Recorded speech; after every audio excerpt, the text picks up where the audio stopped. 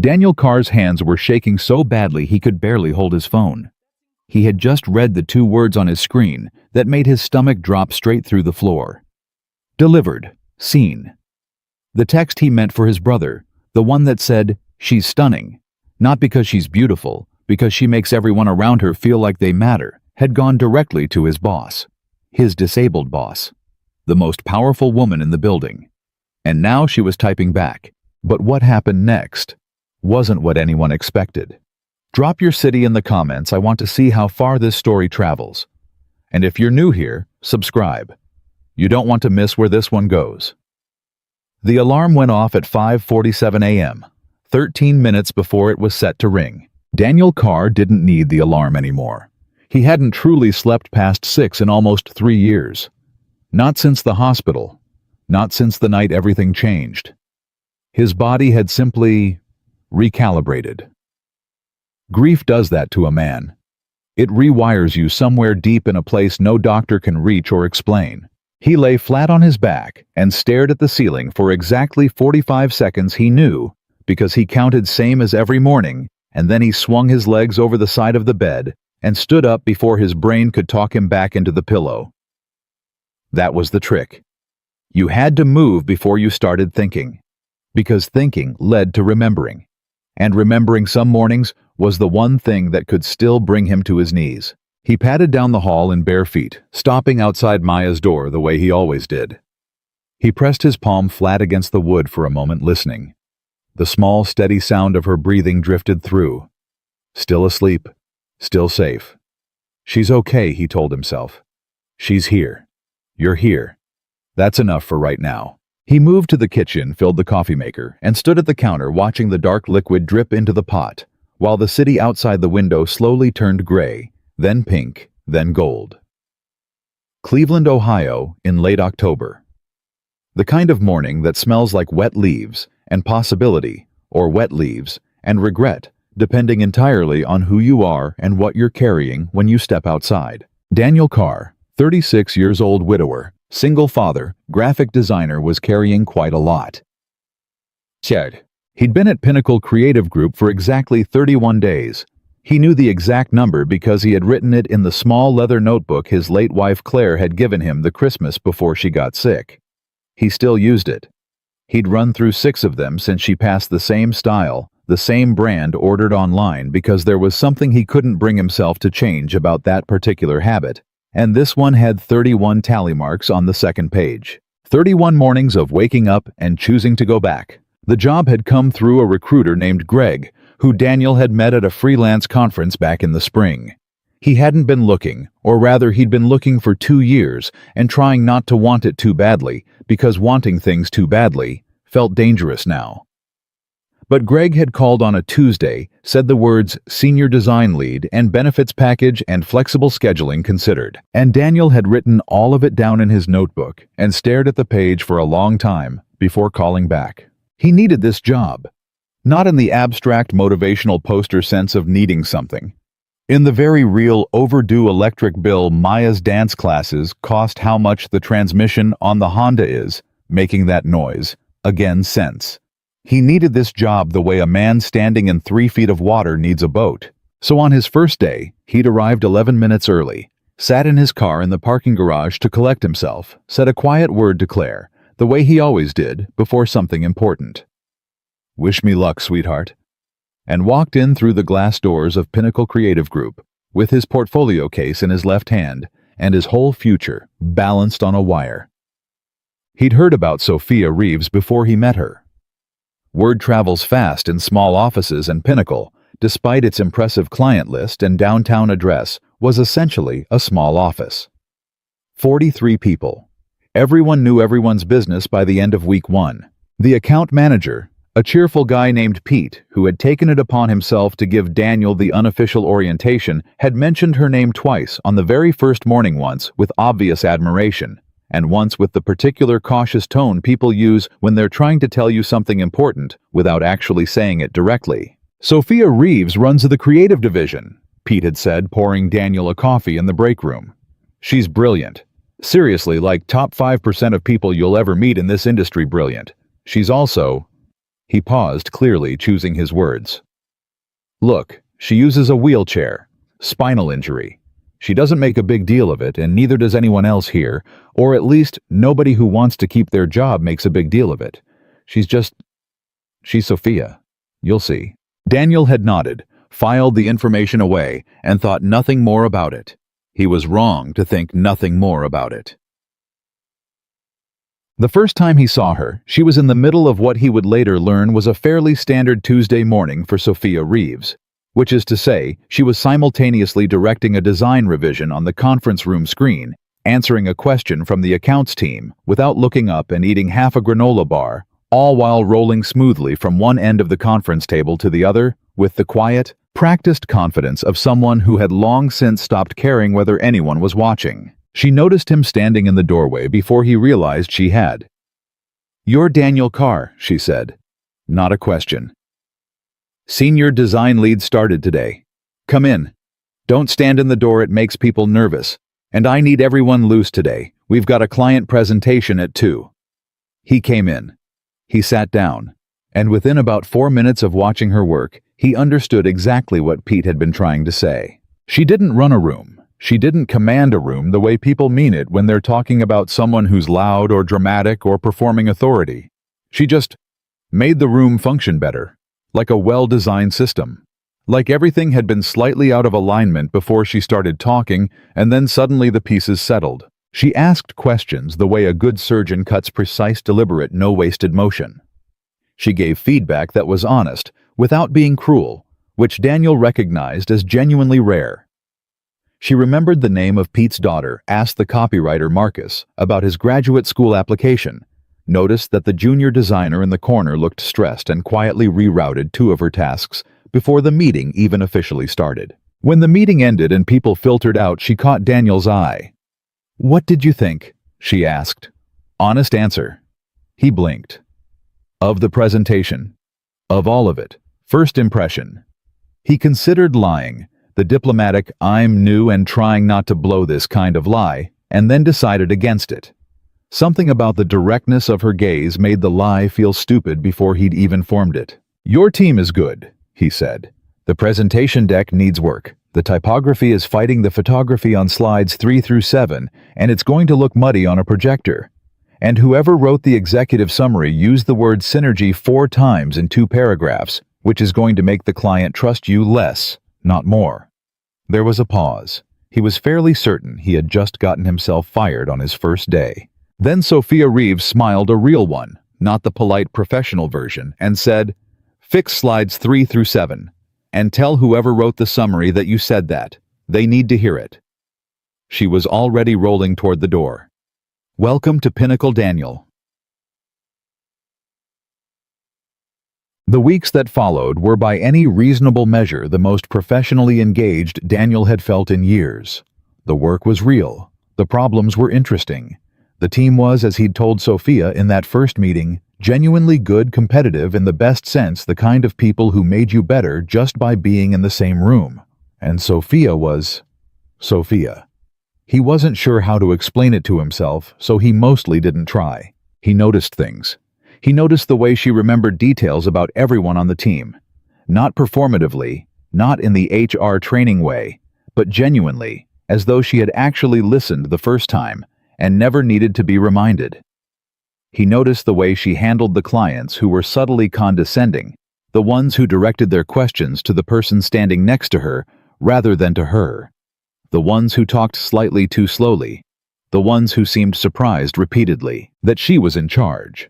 She handled them with a patience that he suspected cost her more than she ever showed, and with a professionalism so immaculate that they never had a leg to stand on. He noticed that she stayed late, not performatively, not to be seen, just because she was still working. He noticed once that she kept a small framed photo on her desk turned at an angle where only she could see it. He never asked about it. Some things you just don't ask.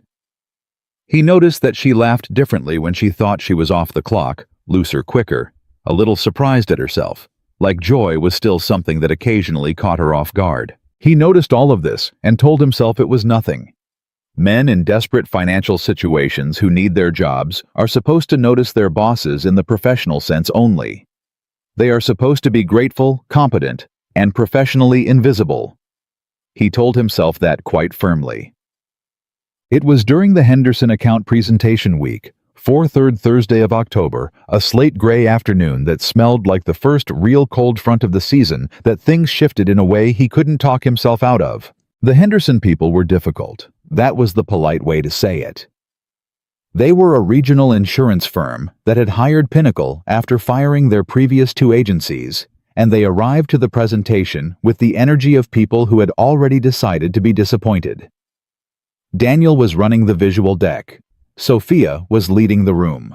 About 40 minutes in, the senior client, a heavy-set guy in his late 50s named Gerald something. The kind of guy who wore his wedding ring.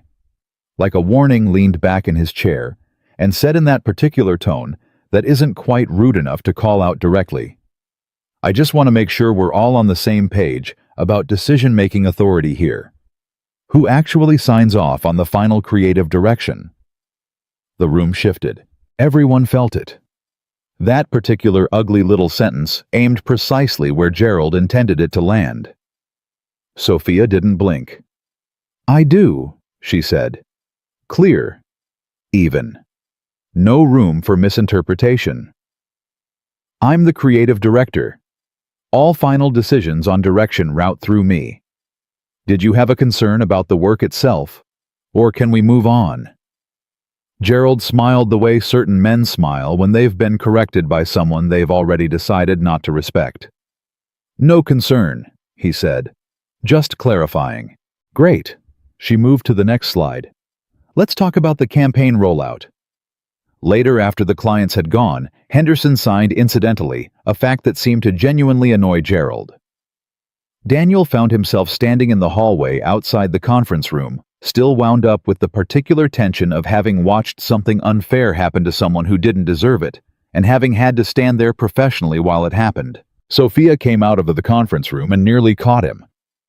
"You look like you want to say something," she said. "I'm fine."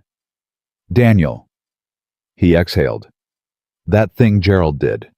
The clarifying thing." "Happens," she said simply. "It shouldn't." She looked at him for a moment. Something moved across her face.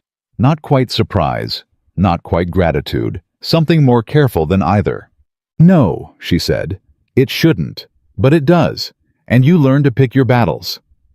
She paused. "The fact that you're still angry about it on my behalf, though."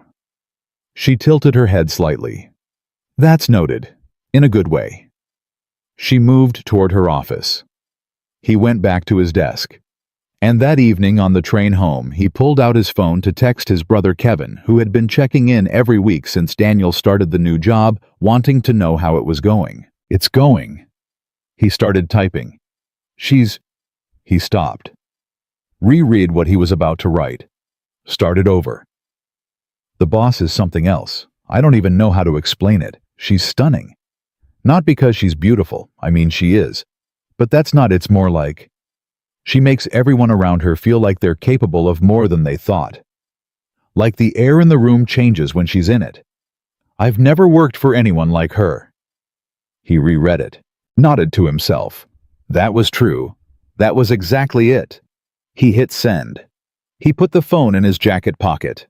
He watched the city slide past the train window, thinking about Maya's homework that needed checking, and whether there was enough milk for the morning, and whether he'd remembered to reschedule the Honda appointment. His phone buzzed.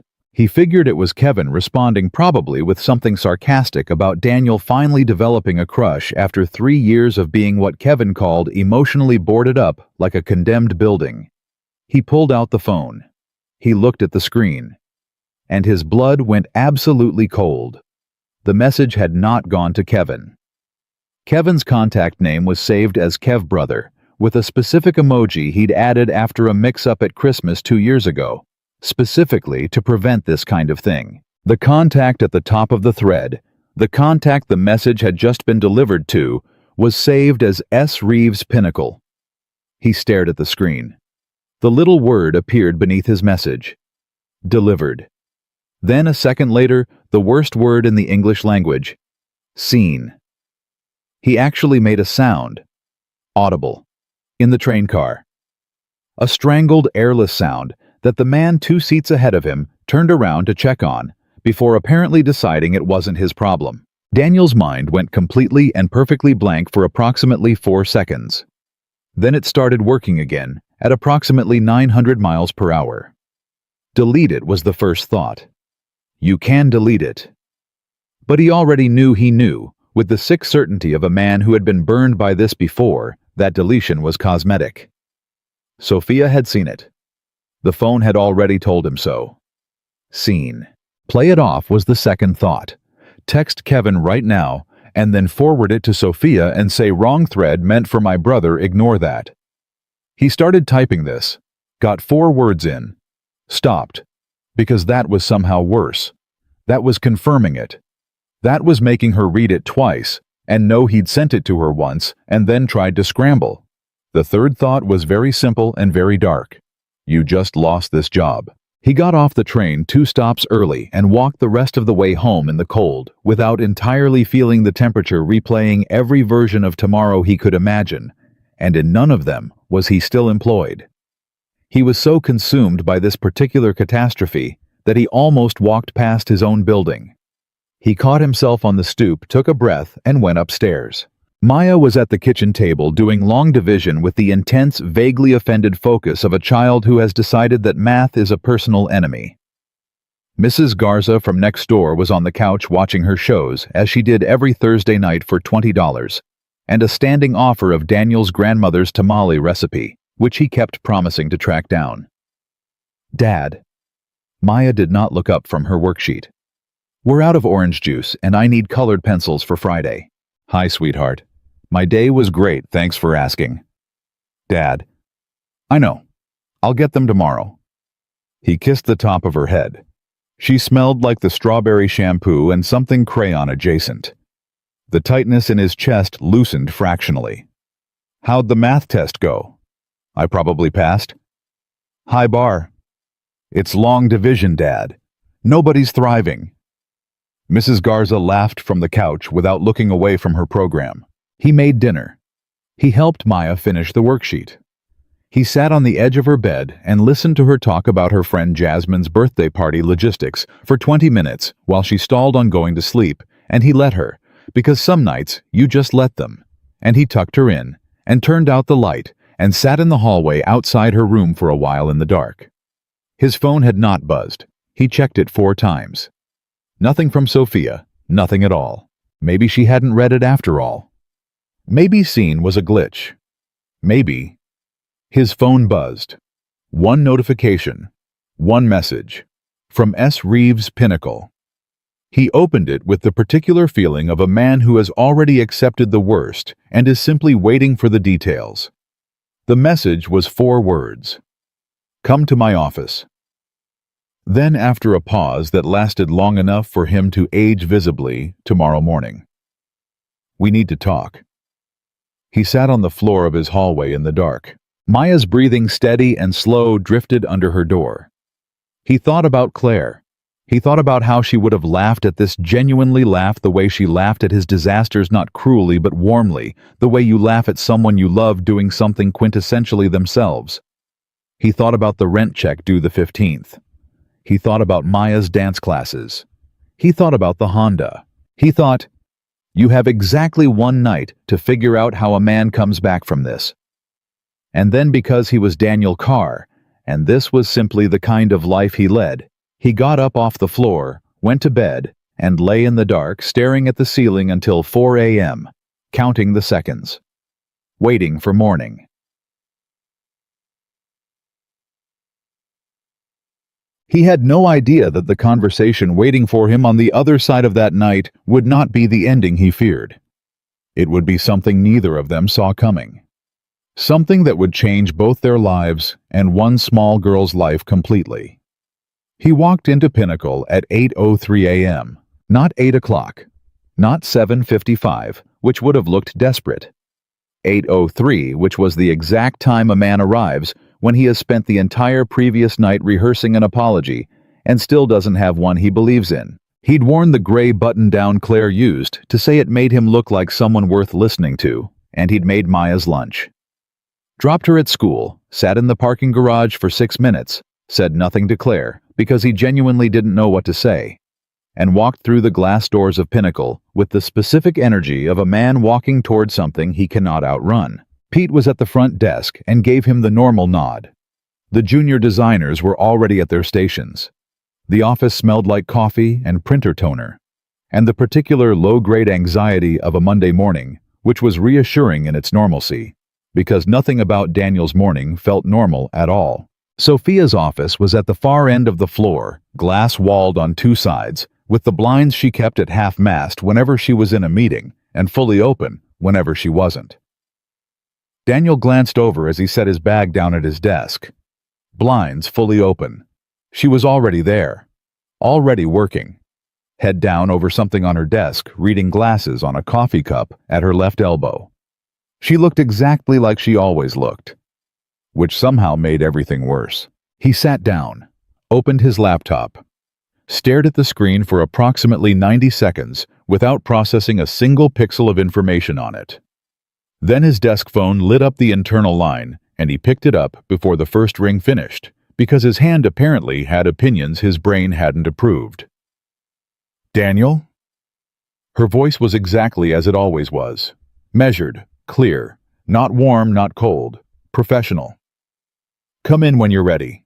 "I'm ready," he said, which was the biggest lie he'd told since telling Maya that the reason they didn't have a dog was that he was allergic. He stood up, walked the length of the floor, knocked once on the open door.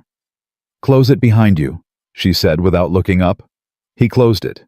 He sat down across from her desk in the chair that was positioned slightly to the left. He'd noticed the first time he was in this office that all the chairs were arranged so that a person in a wheelchair could navigate the space from any direction. Everything considered, everything deliberate, and he folded his hands on his knee and waited. She finished what she was reading, set it aside, took her glasses off and set them on the desk. Then she looked at him with the same direct, unhurried attention she gave to every problem she considered worth her time, and for a long moment she simply looked at him. "I want to say something first," Daniel said, because the silence was going to kill him before she got the chance. "I am genuinely completely sorry. It was meant for my brother. I had both contacts open, and it doesn't matter how it happened. It happened. And I know that puts you in an impossible position professionally, and I know it was inappropriate regardless of intent, and if you need me to—" "Daniel," he stopped. "Are you done?" He checked. "I think so." She nodded slowly. "Okay, now I'm going to say something, and I need you to actually hear it, and not spend the next 30 seconds preparing your next apology while I'm talking." He made himself breathe. "Okay." She leaned back slightly. "I'm not calling you in here to fire you." The words landed strangely, like he'd been braced for a punch that didn't come and had stumbled forward into empty air. "You're okay. I'm also not calling you in here to make this into a formal incident or a HR conversation or anything that goes in your file." She paused. "What I am calling you in here for is because that text said something that I haven't been able to stop thinking about since I read it, and I think ignoring it would be the wrong decision, for both of us." He didn't say anything. "You said I make everyone around me feel like they're capable of more than they thought." She said it evenly without affect, like she was reading back a line from a contract. "Do you actually believe that, or is it something nice that sounded good in a text to your brother?" He looked at her. "I believe it." "Why?" "Because I've watched you do it, every day for a month." He leaned forward, slightly, elbows on his knees. "You did it in the Henderson meeting when Gerald pulled that stunt. You didn't flinch. You didn't perform. You just kept going, and everyone in that room straightened up a little because of it. You do it with the junior designers when you give feedback. You do it with Pete, who I'm pretty sure thinks you hung the moon and the sun and did the wiring for both." He stopped himself. This isn't a pitch. It's just what I've seen." Sophia was quiet for a moment. When she spoke again, something had shifted. Not much, but enough. "Can I ask you something personal?" "You can ask." When was the last time you let yourself be happy about something, not grateful, not relieved, actually happy? The question hit him somewhere unguarded, and he felt it land. He didn't answer right away. He thought about Maya's laugh. He thought about a Saturday morning 2 weeks ago, when he'd made pancakes and the $3 bottle of syrup had turned out to be genuinely excellent, and he'd stood at the stove feeling something light and uncomplicated for about 45 seconds, before his brain reminded him of the transmission noise on the Honda. "I don't know," he said finally. "A while." "Why?" He looked at her. "You go first." She blinked. It was the first time he'd ever seen her look surprised. She recovered quickly, but he caught it. "Fair," she said. She turned the coffee cup on her desk, a small rotation, almost unconscious. "After my injury, I threw everything into work, which was the right call professionally. Pinnacle is what it is, partly because I didn't let myself stop moving." She paused. "But somewhere along the way, people around me professionally, personally, all of it, they stopped seeing me. They started seeing the chair, the diagnosis, the very impressive disabled woman who runs the creative department." She said it without bitterness, which somehow made it worse. "It's a particular kind of invisible. You're very visible and completely unseen at the same time." Daniel didn't say anything. He just listened. "Your turn," she said. He exhaled. "My wife died 3 years ago. Cancer. Maya was 6. He said it the way he always said it to new people, quickly, factually, the way you read off a street address, because that was the only way to get through it without it becoming the whole conversation. Since then, happy feels like I don't know, like standing in somebody else's house, like it doesn't quite belong to me anymore." Sophia looked at him for a long moment. "Does it feel like being happy is a betrayal of her?" she asked. "Like if you let yourself have a good day, you're leaving her behind somehow?" He stared at the desk. "Yeah," he said, quietly. "Exactly like that." She nodded. "I'm sorry. That's a hard way to live." "It's not. I'm managing." "I didn't say you weren't managing. I said it's a hard way to live." He looked up. She was watching him with the same steady attention she gave everything, and it occurred to him that the thing that made Sophia Reeves genuinely extraordinary, the thing he'd been trying to articulate in that text message, was not any single skill or quality. It was that she was completely deliberately present with whoever was in front of her. No performance, no agenda. Just full attention, offered without condition. Most people in his experience were present with you only to the degree required by social contract. Sophia was present the way you are with someone you've decided actually matters. He wasn't sure what to do with that. "I want to say something else," she said. "And this is me being direct because I find it saves time." "Okay. What you texted, the fact that you see me that way as a person, not as—" She stopped. Started again. "It matters. More than you know. I'm not going to pretend it doesn't." She held his gaze. "And I'm also not going to pretend that this conversation hasn't crossed a line that would make most people in my position uncomfortable."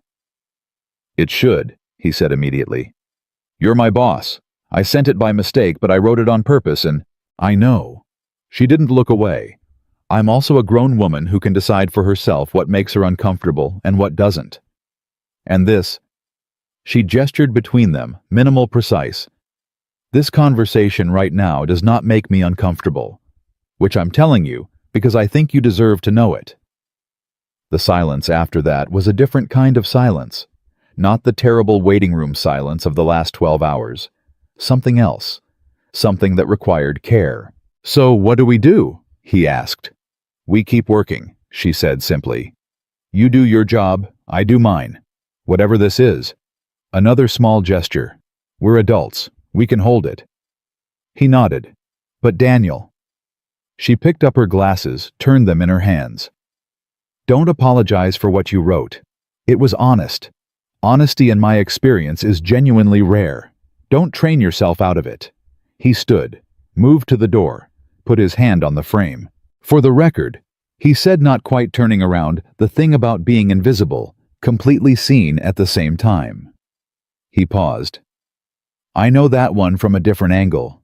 When your wife dies, everyone looks at you so hard trying to see if you're okay that they stop seeing who you actually are. He heard her exhale. Yeah, she said quietly. That's exactly it. He went back to his desk. He opened his laptop and actually saw the screen this time, and he sat there for a moment before starting work, and he thought that was not what I expected. He also thought before he could stop himself, she is completely remarkable.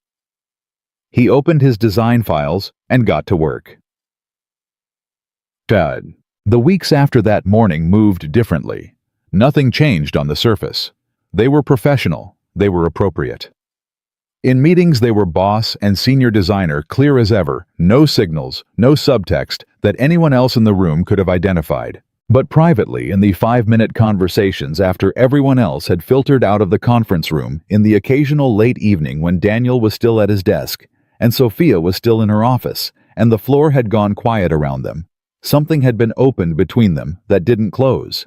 She started stopping by his desk when she had a question about a project rather than sending it through the internal system. Not often, not enough to notice, but enough that Daniel noticed, because he noticed everything now, which was a problem he was actively choosing not to examine. He brought her coffee just once, just because he'd gone to get his own, and her light was still on at 7 p.m., and it seemed like a human thing to do, and she'd taken it without comment, and then said while still looking at her screen, Maya had her spelling test today, right? How'd she do? He stopped. How do you know about that? You mentioned it last Tuesday.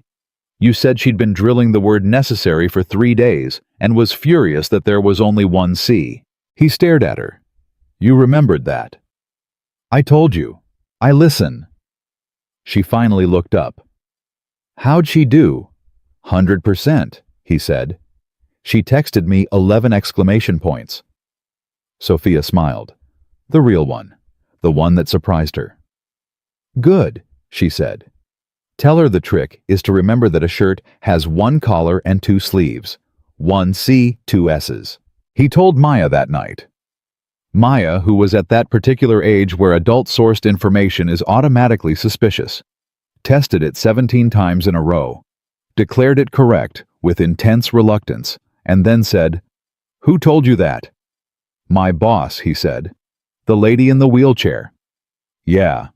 Maya considered this with the serious, unhurried assessment that 9-year-olds bring to genuinely important evaluations. She sounds smart, Maya said finally. She is, Daniel said. She really is. He said it lightly, easily, the way you say something that's just true and doesn't need more than that. But after Maya went to bed, he sat at the kitchen table with his coffee going cold and thought about the way Sophia had remembered a detail he'd mentioned once in passing in a room full of people with 10 other things going on. He thought about her saying, I'm also a grown woman who can decide for herself what makes her uncomfortable. He thought about her voice when she'd said, I know that one from a different angle. The way it had resonated specifically and genuinely, like something she was saying to herself as much as to him. He thought about the fact that he'd stopped counting the tally marks in his notebook sometime in the last 2 weeks without realizing it. He thought, this is going to be complicated. And then he thought almost immediately after, with a quiet certainty that scared him slightly, I don't think I care. Oh. The complication arrived faster than he expected, and from a direction he hadn't anticipated. It came in the form of a Tuesday afternoon when Ethan Walsh, the regional director from the Chicago office, swept through Pinnacle on what was described as a routine check-in, and was clearly not routine at all. Ethan Walsh was 48, tall, aggressively confident, and possessed of the particular energy of a man who had once been the most important person in a room, and had never entirely recovered from rooms that disagreed. He'd been Sophia's ex. Daniel found that out from Pete, who delivered the information with the solemn gravity of a man sharing intelligence that he understood to be genuinely useful. How long ago? Daniel asked, keeping his voice level. 3 years. Before her injury, actually. They were together, she got hurt, and he... Pete made a gesture that communicated the rest without requiring words. He left, He says it was mutual. She doesn't say anything about it. Pete glanced toward Sophia's office. She never talks about it. But he comes through the Chicago visits twice a year, and every single time I watch her go quieter for about a week after. Daniel said nothing. He watched Ethan Walsh work the room that afternoon with the ease of someone who knew the layout, knew it. Daniel suspected the way you know a place you've spent time in and then deliberately left. He shook hands, made easy conversation, laughed the right amount. He was good at rooms. Not the way Sophia was good at rooms. Not that quiet structural thing she did, but in the louder, more deliberate way of a man who has practiced it. He stopped at Daniel's desk near the end of the day. Daniel Carr, Wright Senior Design Lead, joined last month. That's right. Good work on the Henderson visuals. I heard those landed well. He said it pleasantly, the way men like Ethan Walsh say things that are compliments structurally, but don't quite feel like them. Sophia recruiting you was a good call. She knew what she was doing, Daniel said. Ethan smiled. She usually does. He glanced toward her office. She's something, isn't she? Daniel looked at him, measured the sentence, let it land where it was meant to land. She runs the best creative department I've ever worked in, Daniel said. Yeah. Ethan studied him for a moment. Something moved behind his eyes, not quite calculation, not quite warmth. Good, he said, and moved on. That evening, Daniel was packing up his bag when Sophia appeared at his desk. A word, she said. They stood in the hallway near the elevator bay, everyone else already gone. He'll tell you we ended things mutually, she said without preamble. And it's partly true. By the time it ended, I think we both knew it had run its course. But the injury changed. She stopped, recalibrated. He started looking at me differently, like I was something that needed to be decided about, rather than someone he was with. She said it carefully, each word selected. I couldn't unknow that. Once you see how someone looks at you when they think you're not watching, you see it, Daniel said. You see it. He looked at her. Why are you telling me this? She met his eyes. Because he's going to say something to you before he leaves tomorrow. I don't know what exactly, but I know him and I know the conversation is coming, and I wanted you to have context before it happened. He nodded slowly. Okay. And because, she said quieter now, I think you're someone who deserves to have context, rather than being managed. She said goodnight and moved toward the elevator. He stood in the empty hallway for a moment. She had trusted him with something that cost her something. He didn't know yet exactly what that meant, but he understood standing there in the dim hallway of Pinnacle Creative Group on a Tuesday night in November that the ground between them had shifted again, and that it was going to keep shifting, and that he was no longer even slightly interested in pretending otherwise. Ethan Walsh did exactly what Sophia said he would. He caught Daniel the next morning near the coffee station, 7:45, before most of the floor had filled in. Casual, unhurried, the kind of conversation that's been planned to look unplanned. You settling in well here? Ethan asked, pouring his coffee like a man with nowhere to be. Yeah, Daniel said. Good team, good. Sophia runs a tight operation. Ethan nodded, set the pot down. She always did, even before... He paused, let the pause do the work. She's had a hard road. The injury changed a lot of things for her, for people around her. He looked at Daniel with the particular expression of a man offering advice he hasn't been asked for. It takes a certain kind of person to really understand what that life looks like. Long term, I mean, not just in the office. Daniel picked up his coffee cup. He thought about what Sophia had said in the hallway. I wanted you to have context before it happened. He thought about Ethan's face the previous afternoon, that thing moving behind his eyes when Daniel had redirected the compliment back to Sophia's work. He thought about a man who looks at the woman he's supposed to love and sees something that needs to be decided about. I appreciate that, Daniel said pleasantly. I'll keep it in mind. He walked back to his desk. He heard Ethan say nothing behind him, which was its own kind of answer. That afternoon, Ethan Walsh flew back to Chicago. The office exhaled in a way it hadn't even acknowledged it had been holding. Pete appeared at Daniel's desk 20 minutes after the elevator closed and said simply, "He talked to you." Briefly. And nothing. Daniel didn't look up from his screen. "He's gone. Let's move on." Pete studied him for a second, then nodded satisfied with something he'd apparently confirmed for himself, and went back to his desk. Sophia said nothing about it. Neither did Daniel. But 2 days later, when she stopped by his workstation to look at the Meridian account layouts, she glanced at his screen, made 2 precise suggestions, and then said very quietly, so only he could hear it, "Thank you." He didn't ask what for. He already knew. The company retreat was announced in the first week of November.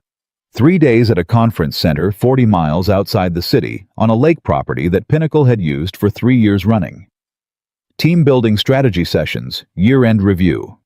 Mandatory attendance, families, not included, hotel rooms assigned, transportation provided. Daniel's first instinct was logistics. Mrs. Garza could take Maya Thursday and Friday, but Saturday was her daughter's birthday, which meant he needed a backup plan, which meant calling his brother Kevin, which meant a conversation he'd been putting off because Kevin had a way of extracting information Daniel wasn't ready to talk about yet. He called Kevin on a Wednesday night. "I need you to take Maya Saturday," he said before Kevin could say anything. "Hello to you too." Kevin's voice carried the easy warmth of a man who had long since stopped being offended by his brother's phone manner. "Maya, I can do. How are you?" "Fine." "How's the job?" "Good." "How's the boss?" Daniel paused for exactly 1 second too long. Kevin, who had been Daniel's brother for 36 years, and therefore possessed an almost supernatural ability to locate that exact kind of pause, said, "Interesting." "It's not—" "I didn't say anything."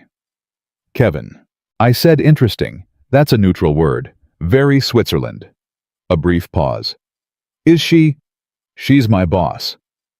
That wasn't the question. It's the answer anyway. Kevin was quiet for a moment. When he spoke again, the teasing was gone, replaced by something more careful. "Danny, you know I'm going to support whatever you—" "I know. And I know Claire would want—" "Kev." "Okay." Kevin backed off immediately, the way he always did when Daniel needed him to. "Saturday. I'll pick Maya up at 9. We'll get her back Sunday afternoon." "Thank you." "You're welcome." A beat. "Danny?" "Yeah." "The fact that you paused," Kevin said. "That's good." "Okay. That's good." Daniel hung up and sat with that for a while. The drive out to the retreat was an hour on a charter bus that Pinnacle had arranged 41 people packed into varying degrees of forced cheerfulness. Daniel sat with the Meridian account team and talked campaign strategy for 30 minutes, and then looked out the window and thought about nothing in particular, which was becoming an increasingly unconvincing exercise. Sophia sat near the front. He could see the back of her head, could hear her voice occasionally rising over the bus noise as she talked to the account director beside her, animated, precise, engaged. Working, always working, even on a bus to a retreat that was theoretically about rest. He looked away. The conference center was exactly what these places always are: functional, inoffensive, designed to convey seriousness without discomfort. The strategy sessions the first day were productive in the grinding, necessary way that year-end strategy sessions are productive. Daniel presented the visual direction for the Q1 campaigns, took feedback, revised in real time, presented again. Good work. Clean work. The kind that disappears into a company's output without ceremony because it's done exactly right. Sophia ran the sessions with her usual precision. She caught his eye once across the conference table when a client call went sideways and needed to be walked back. A brief look that communicated without a single word. "I've got it." And then she did smoothly, completely, without anyone in the room understanding quite how the conversation had shifted back onto solid ground. He thought, "I have never admired anyone this much in a professional context." He immediately thought, "It is definitely not only a professional context anymore." He looked back at his notes. The second evening after dinner, the group fractured the way groups do. The louder contingent heading to the bar the conference center had set up in the main lounge, a quieter cluster gathering around the fire pit outside. Daniel got himself a drink, said the necessary social words to the necessary people, and then, because he genuinely needed air and quiet, and a moment where nobody needed anything from him professionally, he drifted away from both groups toward the lake. There was a dock. Old wood solid enough lit at the far end by a single lamp that threw a long yellow line across the water. He walked to the end of it and stood there with his drink and just breathed. "I had a feeling you were a dock person." He turned. Sophia had come down the path from the main building, moving along the wood planking with the practiced ease she brought to every environment, reading it first, then moving through it like she'd always belonged there. She stopped beside him and looked out at the water. "Is that a type?" he asked. "The people who drift toward the edge of things at parties? Absolutely."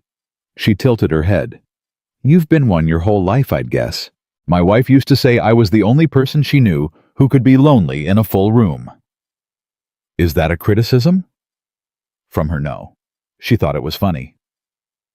He smiled at the water. She was the opposite. She could walk into a room of strangers and come out 40 minutes later knowing everyone's kids' names and 3 things about their childhoods. "You miss that about her, specifically." "I miss, yeah, specifically that, the way she balanced me." He paused. "She made the world feel less, I don't know, less like something you have to manage." Sophia was quiet for a moment.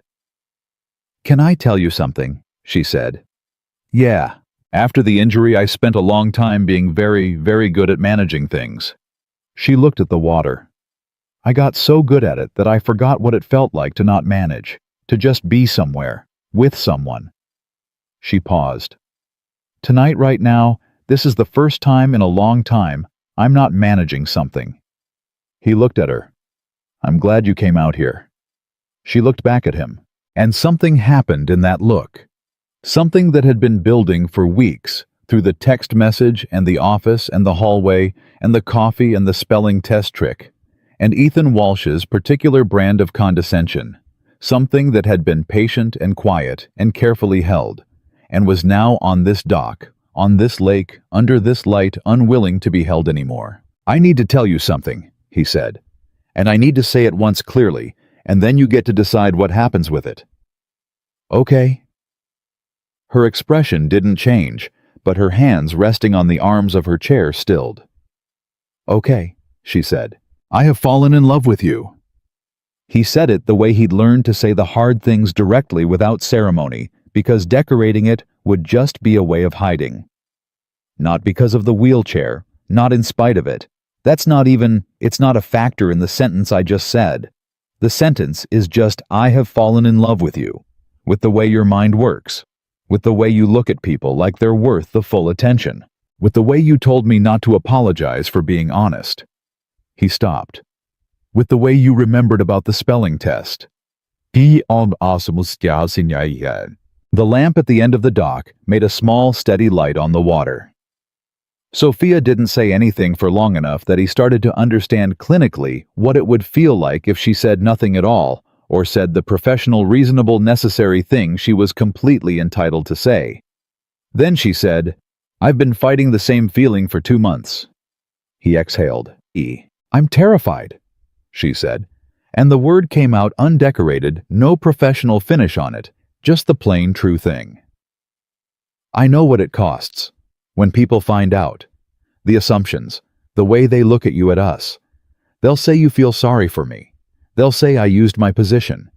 They'll say we couldn't possibly be." She stopped, steadied. "I've been down this road. I know every pothole." "I know you do," he said.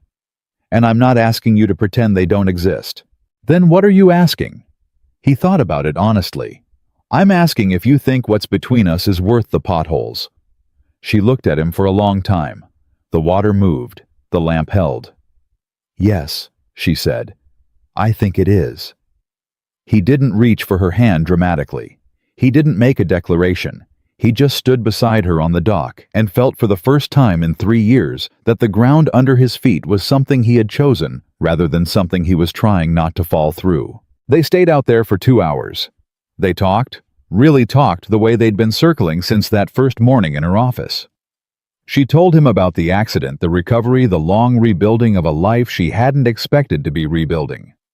He told her about Claire's last months, about the specific terrible education of watching someone you love get smaller, and about Maya's face at the funeral, and how he'd made himself stay completely present for it because she needed him to be, and how he'd paid for that composure later alone in pieces. They talked about fear, both of them. Sophia's fear of being seen as fragile by the people who needed to believe in her strength. Daniel's fear of loving someone again, of opening the door that losing Claire had taught him permanently and undeniably could be slammed shut by the world without warning.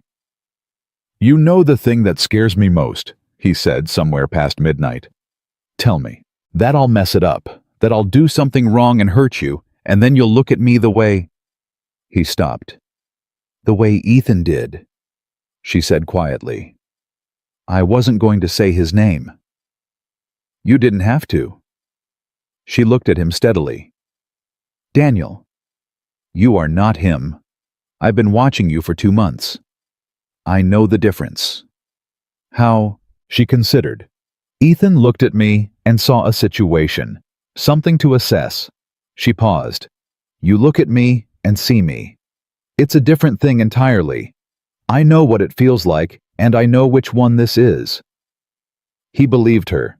Not because he needed to, because she said it with the same clean, unmanipulated honesty she brought to everything, and he'd learned over 2 months of watching her work that Sophia Reeves simply didn't say things she didn't mean. They agreed before going back inside to move slowly.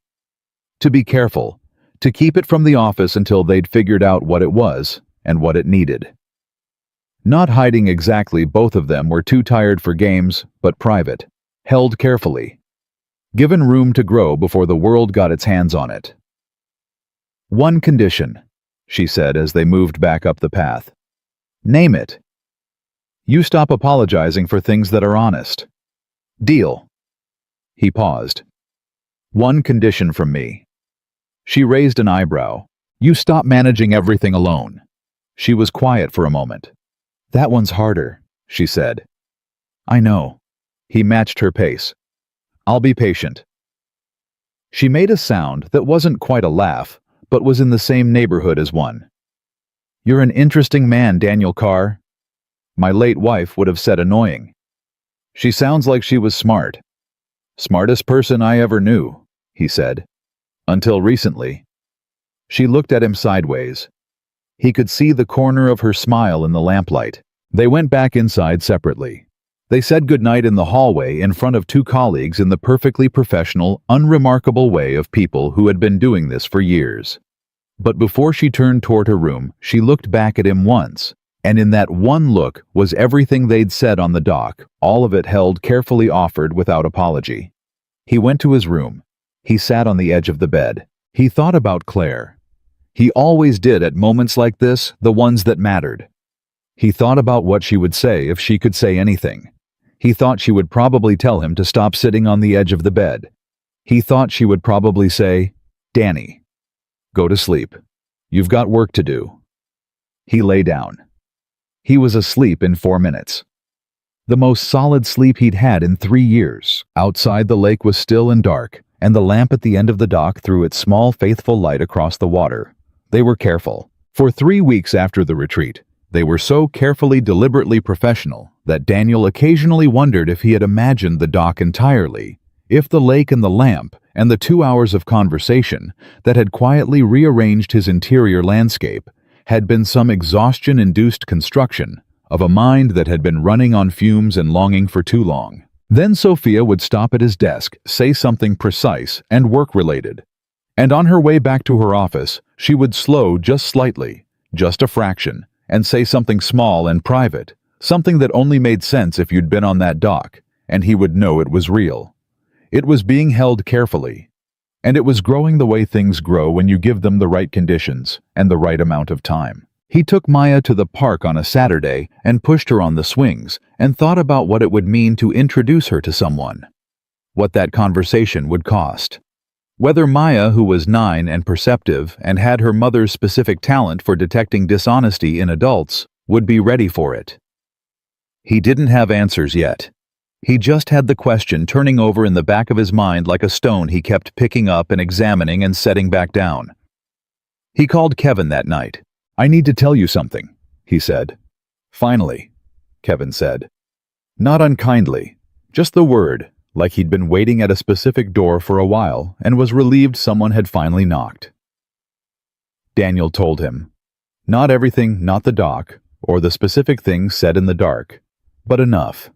The shape of it, the realness of it, the fact that he was not imagining it and that it scared him and that he was choosing to move toward it anyway.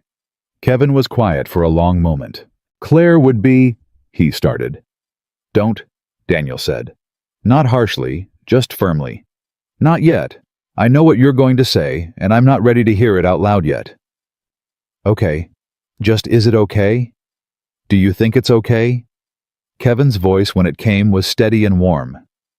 "Danny? Yeah. It's okay. It's more than okay." Daniel exhaled. "Now will you tell me her name?" Kevin asked. "Sophia." "Good name." "She's extraordinary, Kev." "I know," Kevin said. "You told me, 6 weeks ago, in a text you meant to send to someone else." Daniel laughed. An actual full laugh, the kind he hadn't heard from himself in long enough that it sounded slightly foreign. "You're never going to let that go," he said. "Absolutely not," Kevin said. "That text is a family heirloom." The decision to make it public inside Pinnacle came in early December, and it was Sophia's call. She brought it to Daniel first, of course she did, because that was how she operated. Everything considered, nothing unilateral when it affected someone else. She found him after a late Wednesday session when the floor had cleared, and she sat across from his desk and said, "I think we should tell HR before the holiday break. File the disclosure, do it right, put it on record." He looked at her. "Okay, walk me through your thinking." "If someone else figures it out first and reports it, we lose control of the narrative entirely. If we disclose voluntarily, it's professional, it's transparent. It demonstrates that neither of us is trying to hide anything questionable." She paused. "It also means people are going to know, and some of them are going to talk." "I know. It will probably be uncomfortable." "Sophia." He held her gaze. "I've been uncomfortable before. I'll manage." She studied him. "You're sure?" "I'm sure." He paused. "Are you sure this is your department? Your reputation? You've built everything here from—" "I'm sure," she said. And the way she said it, clean, no hesitation. The way she said everything she'd actually decided told him the question had already been answered long before she sat down. They filed the disclosure the following Monday. The HR director, a careful woman named Linda, who had been with Pinnacle for 12 years, and had in that time developed the particular professional face of someone who has seen most things and reserves judgment on all of them, received the paperwork, confirmed its contents, noted that both parties had disclosed voluntarily and in compliance with company policy, and said she appreciated their transparency. "Any questions or concerns I should know about?" she asked. "No," Sophia said. "No," Daniel said. Linda nodded. "Then we're done here." They walked out of her office and back into the regular floor, and Daniel thought that was the easy part. He was right. The gossip started within 48 hours, which was approximately 47 hours faster than he'd naively hoped, and exactly as fast as Sophia had quietly predicted. It moved the way office gossip always moves through the spaces between conversations in the break room after one party has left, in Slack threads that pivot quickly when the wrong person looks over a shoulder. Daniel heard the shape of it before he heard any specifics. A shift in the room when he walked into a meeting, a particular quality of silence that has been noise a moment before. He'd expected it. He'd told himself he'd expected it. it still hit differently than expected. The version he heard secondhand via Pete, who delivered it with visible reluctance, and the careful manner of a man who wanted Daniel to have the information, but genuinely wished he didn't have to be the one to convey it, was this: some people thought Daniel had played it smart. That he'd identified his boss, understood her situation, and made a calculated move. Pete said the words fast, looking somewhere to the left of Daniel's face. Daniel sat with it for a moment. "Who specifically?" he asked. "Does it matter?" "No," Daniel said. "You're right, it doesn't." He exhaled. "Thanks for telling me." "For what it's worth," Pete said. "Anyone who's worked with you for more than a week thinks it's garbage." "Also appreciated." He didn't tell Sophia that part. He didn't need to, because she already knew she'd navigated office politics for 15 years and had a finely calibrated sense for the temperature of a room. What she said when he checked in with her 2 days after the disclosure was, "How are you doing with it?" "I'm fine." "Daniel?" "I'm annoyed," he said. "Is that better?" "It's more accurate." She looked at him steadily. "I want you to know that it doesn't change anything for me, whatever people are saying." "I know." "Do you?" He met her eyes. "Yeah, I do." "Good." She turned back to her screen, then stopped. "The people who matter know who you are. I know who you are. That's the part you hold on to." He nodded. She was right. It was still harder than it should have been.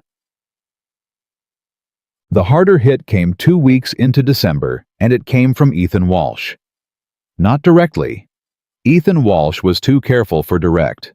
It came in the form of a conversation that Daniel was not present for, but that Sophia recounted to him that evening with the flat, precise delivery of a person who is controlling their reaction by controlling their language. Ethan had called Sophia. On her cell. Not through the office line. He'd heard about the disclosure, how Daniel didn't ask because it didn't matter, and he'd called to, in his words, check in. He said he was concerned, Sophia told Daniel. They were in the parking garage, standing beside her adapted vehicle, the building empty behind them. He said he wanted to make sure I'd thought it through, that men in desperate situations sometimes... She stopped, compressed her mouth briefly. He used the word vulnerable, about me, to my face. Daniel felt something cold move through him. He said that I should consider whether someone in Daniel's financial position might have motivations that I was perhaps... She paused again, choosing. Too close to evaluate clearly. The cold thing solidified. "What did you say?" Daniel asked. "I told him that my ability to evaluate situations clearly is the reason I run the department I run." Her voice was level. Perfectly, immovably level. "And that my personal life is not a board meeting and doesn't require his input. And he said he was only trying to protect me." She looked at Daniel. "He actually said that. Protect you. Like I'm..." "I know," Daniel said. "He does not get to decide what I need protection from." The levelness cracked just slightly, just enough. "He lost that right 3 years ago when he looked at me in a hospital room, and I could see him calculating the distance to the exit." Daniel didn't say anything. He just listened. "I'm not angry about what he said about you," she said. "I mean, I am. But what I'm actually angry about is he still sees me that way, after all this time. Someone to be managed and protected and decided about." She looked at him with an expression he'd never seen on her face before. Not the professional composure, not the real smile, not the guarded warmth she'd slowly extended toward him. Something rawer than any of those. "I am so tired of being someone else's assessment." He looked at her for a long moment. Then he said, "You are the most capable, clear-eyed, complete person I know. You don't need my protection either. That's not what I'm offering." She waited. "What I'm offering," he said, "is someone who's going to stand next to you. Not in front of you, not making decisions about what you can handle. Next to you." He paused. "That's it. That's the whole thing." She held his gaze. For a moment, something moved across her face that she didn't try to manage or contain. "Okay," she said quietly. Okay, he said. It was Maya who changed everything, and she did it the way 9-year-olds change things, without planning, without strategy, with the clean and total sincerity of someone who has not yet learned to dress the truth in anything other than itself. It happened on a Saturday, in mid-December. Sophia had come to pick Daniel up for what they'd been carefully calling a planning meeting. A fiction that had a short expiration date, and both of them knew it, and Daniel had been running late because Maya's dance class had run over, and he'd miscalculated traffic, and so he'd texted Sophia to come up rather than wait in the car. And Sophia had come up, and Maya had opened the door before Daniel got there. Daniel heard it from the kitchen, where he was grabbing his jacket. "Hi," Maya said. "Hi," Sophia said. "You must be Maya. I'm Sophia." "I know," Maya said. "Dad talks about you." A brief pause. "Does he?" Sophia said. "Yeah, he doesn't think I notice, but I notice." A pause that Daniel could picture precisely Maya's serious, unhurried, full assessment look. "Your wheels are cool. Can it go fast?" Sophia laughed. The real one. The one that surprised her. "Faster than you'd think," she said. Daniel came out of the kitchen with his jacket half on and looked at his daughter standing in the doorway talking to Sophia with the complete comfort of someone who had known her for years rather than 30 seconds, and felt something shift in his chest that was large and warm and slightly terrifying. "Maya," he said, "let Sophia in, don't interrogate her in the doorway." "I'm not interrogating, I'm conversating." Maya stepped back to let Sophia through. "Dad says you're the smartest person at his work." "I try," Sophia said, moving inside. "He also says you make everyone better." Maya looked at her father. "He says that a lot. He doesn't know I hear it, but I hear it." "Maya, it's fine," Sophia said, and she was smiling the real and surprised smile, looking at Maya with an expression that Daniel recognized because he wore it himself every day. That specific, helpless wonder at this small person who had somehow become the anchor of his entire existence. "Can I show you my drawing?" Maya asked. "I would like that very much," Sophia said. Daniel stood in the doorway of his own kitchen and watched his daughter spread a large piece of construction paper across the coffee table and explain in great detail a drawing she'd made at school. Something involving horses, which Maya had been intensely interested in for 3 months, and a castle, and what appeared to be a rocket ship, for reasons that were not made entirely clear. Sophia listened. Fully. The same complete, unhurried attention she gave to everything. She asked questions, real ones, the kind that demonstrated she was actually listening rather than performing interest. Maya's face, already animated, lit up another level. Daniel made tea in the kitchen and watched through the open doorway and didn't say anything. Later, after Sophia had gone and Maya was getting ready for bed, Daniel was sitting at the kitchen table with his now cold tea when Maya came out in her pajamas, stood in the doorway and said, "Dad?" "Yeah, Bug. You smile more when she's around." He looked at his daughter. "Do I?" he said. "Yeah." Maya's face was entirely serious. "Like a lot more." She shifted her weight. "It's the same kind of smile as in the pictures from before. From when Mom was here." The room was very quiet. "Maya," he said carefully. "I know what you're going to say," she said. She sat down across from him at the kitchen table, with the gravity of someone who has prepared for this conversation. "You're going to say it's complicated, and that you don't want me to get my hopes up, and that it takes time." "Yeah," he said. "That is what I was going to say." Maya looked at him with an expression that was so deeply specifically Claire, the particular look Claire had worn when he was being careful about something that didn't actually require that much care, that it stopped him completely. "Dad," she said, "Mom would want us to be happy. You know that, right?" He didn't trust his voice for a second. "Yeah," he said finally. "I know that." "Then stop being so scared of it." She pushed her chair back and stood up. "Sophia's nice. She listened to my whole horse drawing. That's a long drawing." She paused at the doorway. "Good night, Dad." "Good night, Bug." She went to bed. Daniel sat at the kitchen table with his cold tea and his daughter's words, and the particular irreversible feeling of something inside him coming fully, finally, terrifyingly loose. He thought about Claire. He thought, I hear her, sweetheart. Do you hear her? He thought he did. In the way that you hear the people you've loved and lost, not with your ears, but somewhere deeper, somewhere that doesn't have a name. He thought he heard her laughing, the warm, helpless laugh she had when he was overthinking something obvious. He picked up his phone. He texted Sophia. Maya said to tell you the horse drawing has a name. She forgot to mention it. It's Gerald. 3 dots appeared almost immediately. Then, after the Henderson client. He smiled. After the Henderson client. A pause. Then, she's remarkable, Daniel. He looked at the hallway where Maya had disappeared.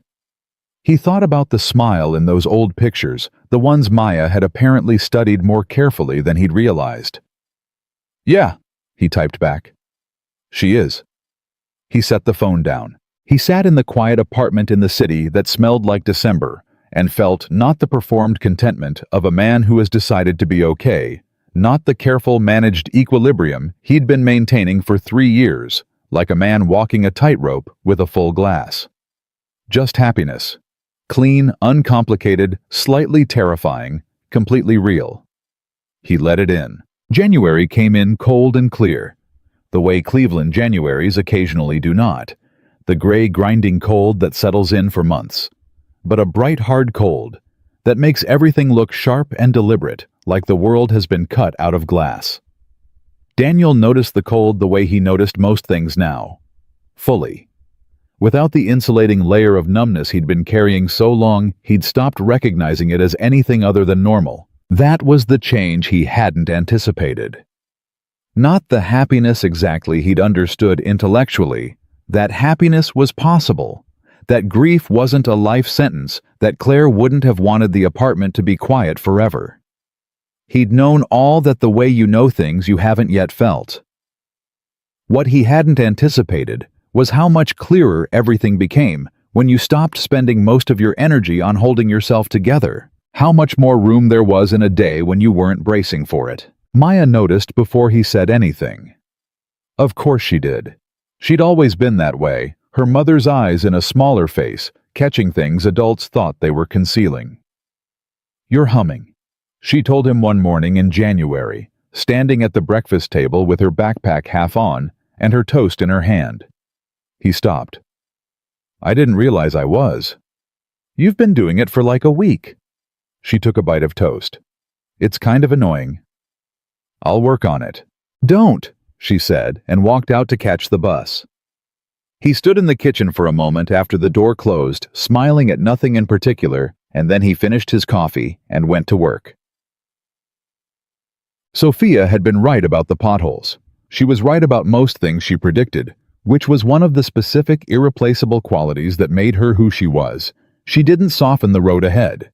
She just helped you navigate it clearly. January brought a new round of the office gossip, quieter this time, but not gone.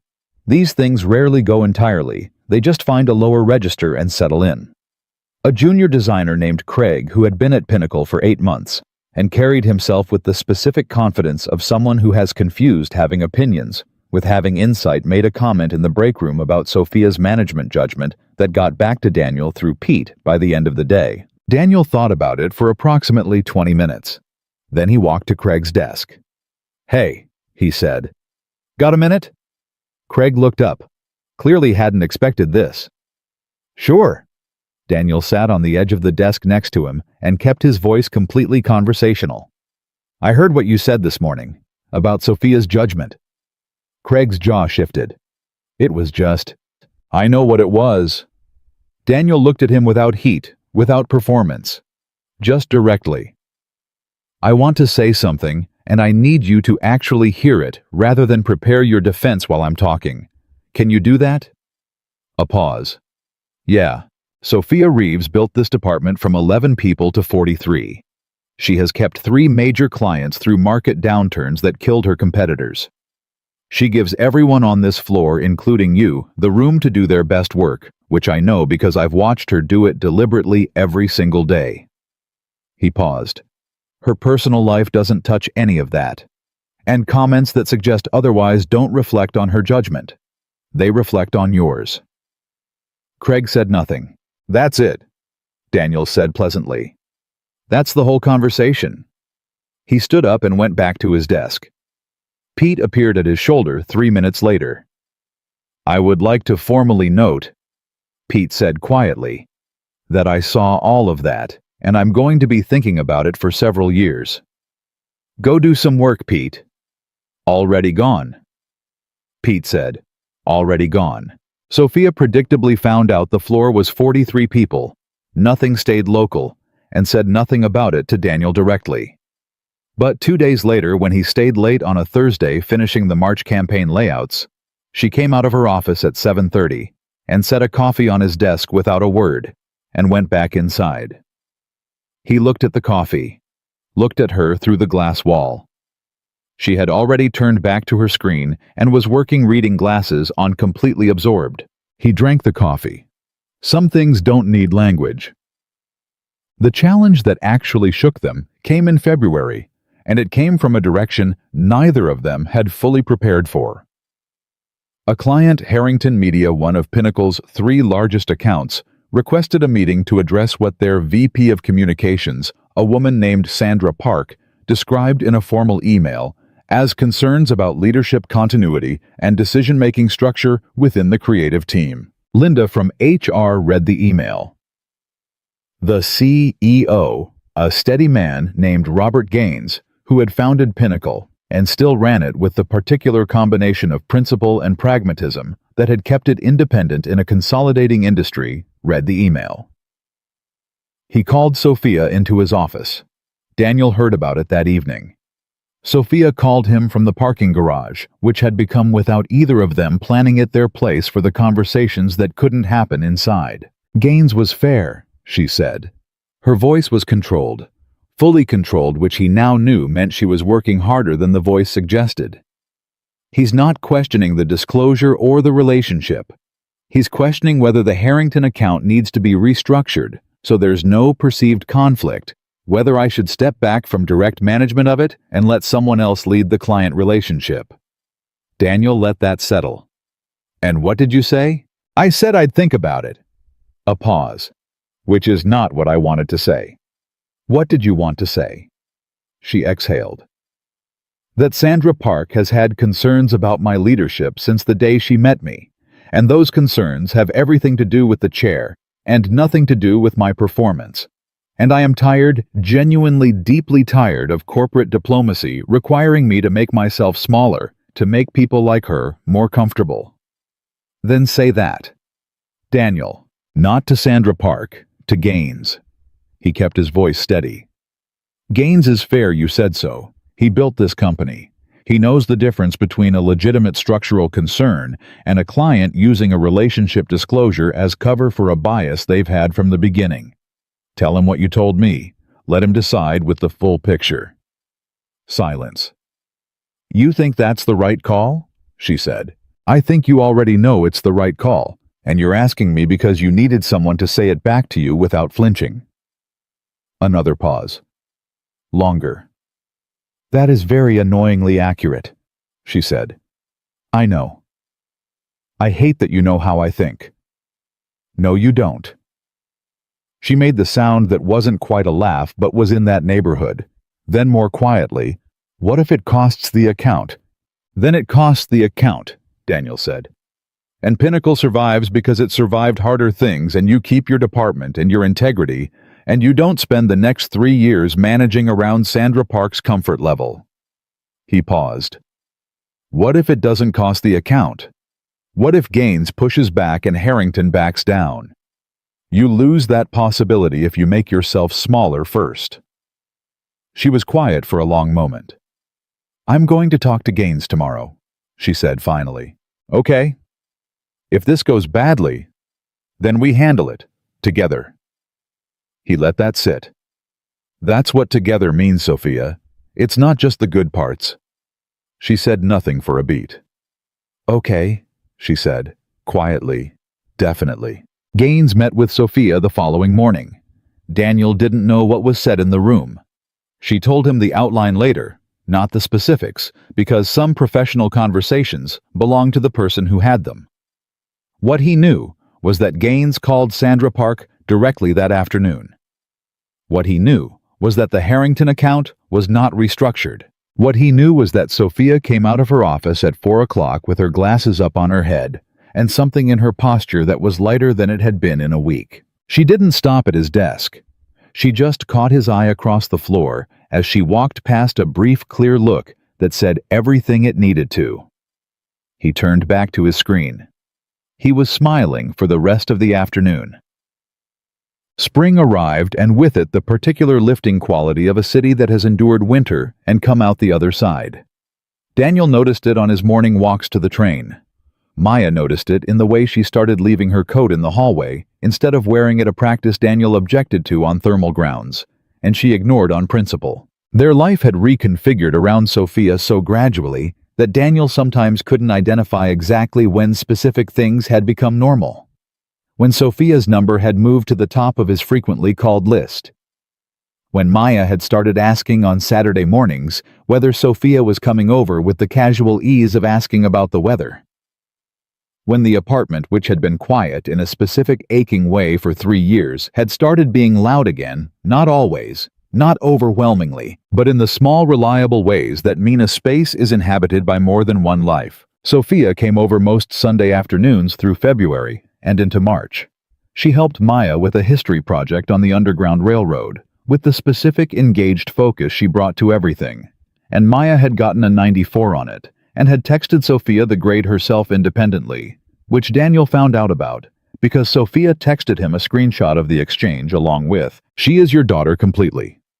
She texted a full 3-point analysis of why the teacher only gave partial credit on the 3rd section. Maya also around this time stopped calling her Sophia and started calling her Soph, which Daniel did not comment on because he understood it for what it was, his daughter deciding in the wordless way children make the largest decisions that this person was staying. Kevin came to visit in March. He arrived on a Friday night big and easy, and exactly himself brought Maya a book about horse breeds that she received with the ecstatic seriousness of a scholar receiving a primary source, and spent the first hour catching up with Daniel over beers, while Maya told him everything about school.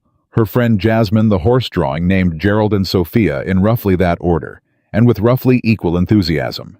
Kevin listened to the Sophia portion of this briefing with the patient attention of a man gathering intelligence. Later, after Maya was in bed, Kevin looked at his brother across the kitchen table and said, "She's good for you." "Yeah," Daniel said. "Maya adores her." "I know." "And you're—" Kevin studied him. "You look different, man. You look like yourself again." Daniel wrapped his hands around his beer. "I feel like myself again." He paused. "It's been a while." Kevin nodded slowly. "Claire would have liked her. I can tell already just from what Maya said."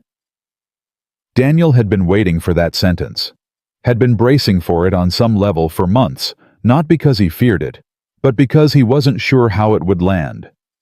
Whether it would bring the old grief up in a wave, the way things sometimes still did unexpectedly, like stepping on a loose board in the dark. It didn't. It landed warm and solid and true. "Yeah," he said. "I think so too." Kevin raised his beer. Daniel raised his. They didn't say anything else about it. They didn't need to. He planned the dinner for the Saturday closest to the 1-year mark. April. Almost exactly a year from the morning he'd walked into Pinnacle with his portfolio case and his future on a wire.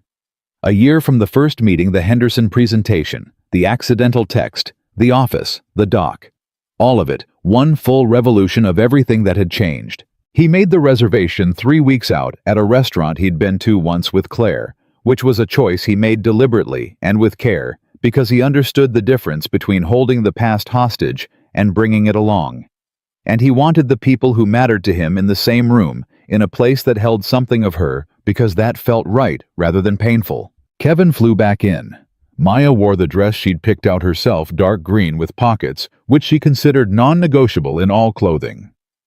Mrs. Garza came, because she'd been part of their life for 3 years, and Daniel couldn't imagine a table of important things that didn't include her.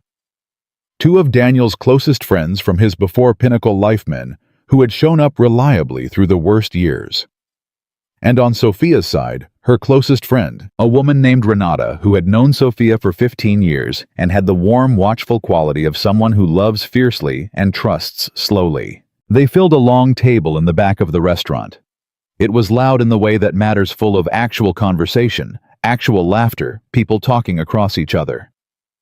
Maya sat between Renata and Kevin and was by all accounts perfectly in her element. Daniel watched all of it from his seat beside Sophia. He watched Maya make Kevin laugh until he nearly choked on his water.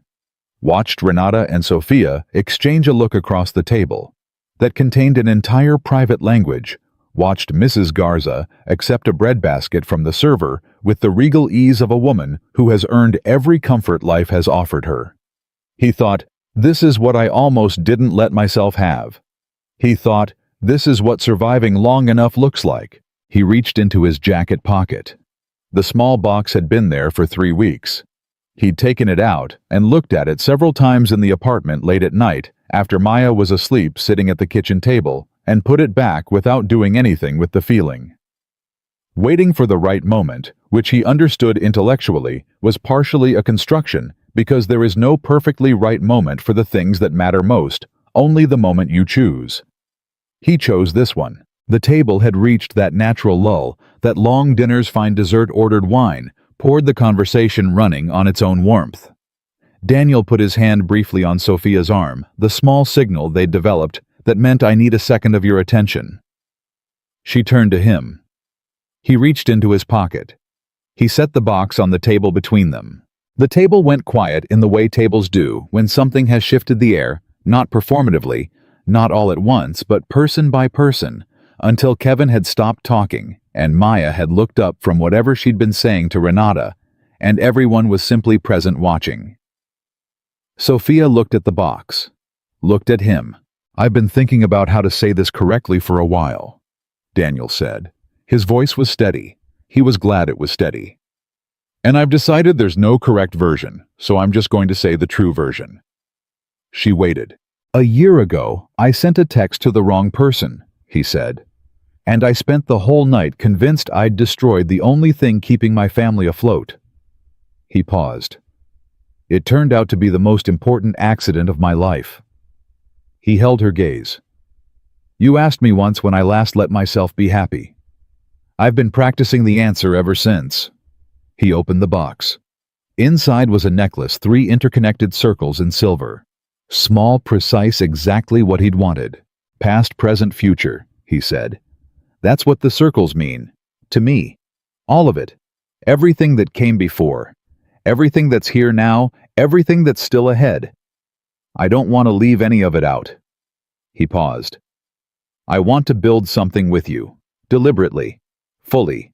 Knowing the road ahead and choosing it anyway." He looked at her. "Will you marry me, Sophia?" The room was completely still. Sophia looked at the necklace, looked at him. He watched something move across her face. Not surprise exactly, because she had known him long enough to recognize the shape of a decision he'd made, but something fuller and less managed than anything he'd seen from her in a year of watching. Something that was simply plainly undisguised. "Yes," she said, quietly, clearly, without hesitation. "Yes." The table came back to life. Kevin's voice, first loud and warm, and then laughter, and Maya's high, delighted sound cutting through everything else, and Renata reaching across to take Sophia's hand, and Mrs. Garza pressing her fingers to her mouth, with the particular emotion of a woman who has watched a family she's come to love find its way back to wholeness. Daniel fastened the necklace himself carefully, and when Sophia turned back to face him, he thought about the dock, and the text message, and the office, and the morning he'd walked into Pinnacle, convinced that everything depended on not ruining the one chance he had left. He thought about Claire's voice in those quiet moments when he talked to her, the warmth of it, the humor of it, the way he would always for the rest of his life understand certain true things most clearly by asking himself what she would say. He thought she would say, "There you are, Danny. I was wondering when you'd get there." Maya appeared at his elbow, slightly breathless from whatever she and Kevin had been doing at the other end of the table. "Dad," she said. "Yeah, Bug. I made something." She produced from some pocket in the green dress a folded piece of paper creased and slightly bent at the corners, the kind of thing that has been carried carefully for a while. She held it out. He took it, unfolded it. It was a drawing. Crayon, the same energetic style as the horse drawing named Gerald, the same bold lines. 3 figures holding hands. A tall man, a small girl, a woman in a wheelchair. The lines were simple, and the proportions were a 9-year-old's proportions, and it was the most precise thing Daniel had ever seen. At the top, in Maya's careful, deliberate print, "My family, my." He looked at the drawing for a long moment. He didn't trust his voice, so he didn't use it. He put his arm around his daughter and pulled her in, and she let him, which at 9 years old was the most complete form of permission available. Sophia reached over and touched the edge of the drawing gently. She didn't say anything either. Some things require silence to hold their full weight. Later, after the dinner, after Kevin had taken a picture of the 3 of them that he immediately texted to Daniel, with the caption framing this non-negotiable, after the restaurant had mostly cleared, and the last wine was poured, and Maya had fallen asleep against Daniel's arm in the lift on the way home, he thought about what had brought them here. The grief, the desperation, the 31 tally marks in his notebook, the train, the phone in his jacket pocket. The 2 contacts open at the same time, the wrong name at the top of the thread, the message delivered to the wrong person. The mistake that had felt for one full night like the end of everything. He looked at Sophia in the seat beside him, her hand in his, the silver necklace catching the passing street lights. He looked at Maya asleep against his shoulder, the drawing folded carefully in her pocket. He thought, some mistakes are really just the world course correcting. He thought, some losses are just the long way around to something you needed. He thought she was worth every difficult step of the road that led here. She is worth every difficult step still ahead. And Daniel Carr, widower, single father, accidental romantic, the man who had once stood in a hallway counting seconds until morning, pulled his family close in the back of a quiet car moving through a bright January city, and stopped surviving. And started finally and completely to live.